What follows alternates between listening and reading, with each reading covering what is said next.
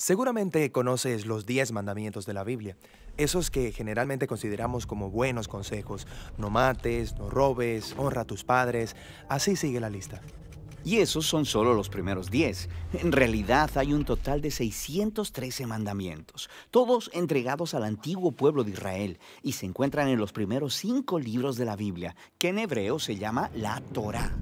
La palabra Torah es usualmente traducida al español como la ley, porque contiene todas estas leyes, y al leerlas te preguntas, ¿se supone que yo cumpla con alguna de ellas, con todas ellas?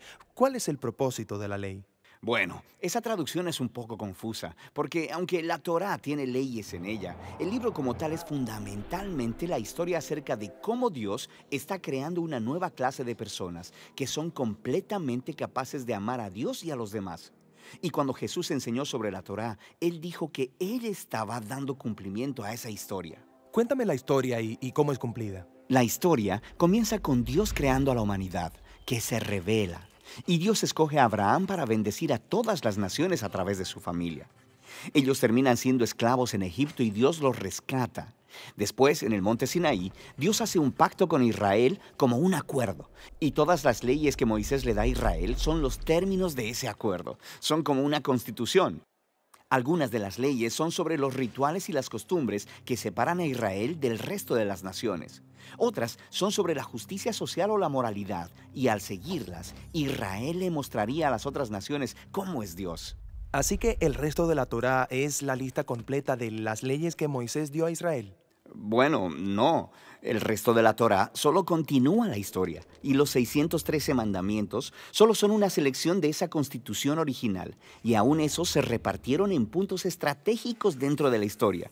Pon atención, porque verás un patrón muy claro. Moisés le da las primeras leyes a Israel. No adores otros dioses, no hagas ídolos. Y justo después de eso, hay una historia de cómo Israel rompió precisamente esos mandamientos.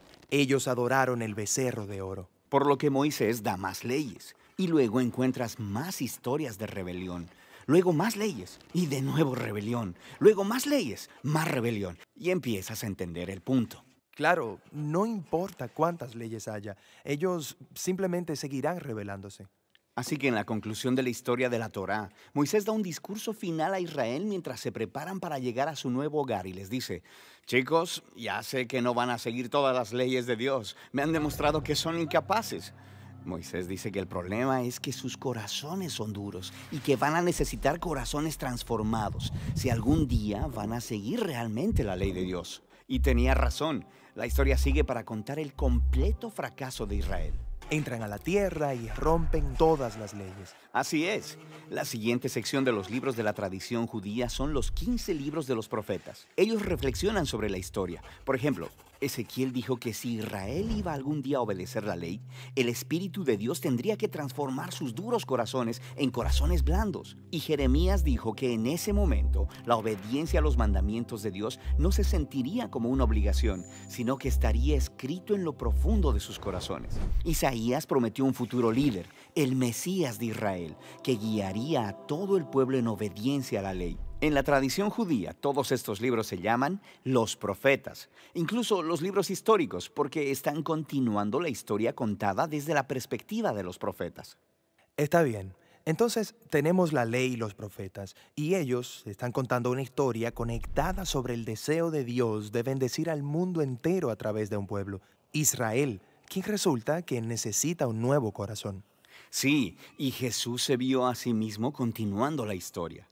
Él estaba de acuerdo con la ley y los profetas cuando él enseñó que del corazón humano salen las partes más terribles de la naturaleza humana. Es como si la configuración por defecto de nuestros corazones es opuesta a la ley de Dios. Pero Jesús también dijo que él vino a resolver ese problema y, en sus palabras, a cumplir la ley. ¿Qué quiere decir con cumplir la ley? Bien, primero, él dijo que la demanda de todas las leyes en la Torá podían ser cumplidas por lo que él llamó el gran mandamiento, que amemos a Dios y al prójimo. Eso parece muy fácil. Digo, todos queremos amar. Pero Jesús nos mostró que amar es mucho más demandante de lo que pensamos. Él cita la ley, no matarás, y dice que no matar a alguien es algo amoroso. Pero luego también dice que cuando tratas a alguien de manera irrespetuosa o tienes resentimiento en contra de ellos, también estás violando la ley moral de Dios, porque no los estás tratando con amor. Así que Jesús dijo que el amor verdadero debe extenderse hasta nuestros propios enemigos. Por lo que, aunque un mandamiento parece muy simple, Jesús nos mostró que nuestros corazones no están equipados para cumplir ni siquiera este mandamiento básico de Dios, de amar a los demás. Eso es un poco deprimente. Pero donde Israel falló, Jesús llevó la historia a su cumplimiento.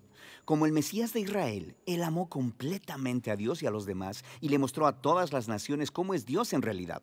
Él hizo esto a través de sus actos de compasión y misericordia, y después amando a sus enemigos hasta la muerte. Y después de su resurrección, Él le dijo a sus seguidores que Él enviaría al Espíritu de Dios para transformar sus corazones, para que ellos pudieran seguirle y cumplir el propósito de la ley, amar a Dios y amar al prójimo. Así que esto cumple la historia de la ley y los profetas, o en las palabras del apóstol Pablo, el que ama a su prójimo ha cumplido la ley.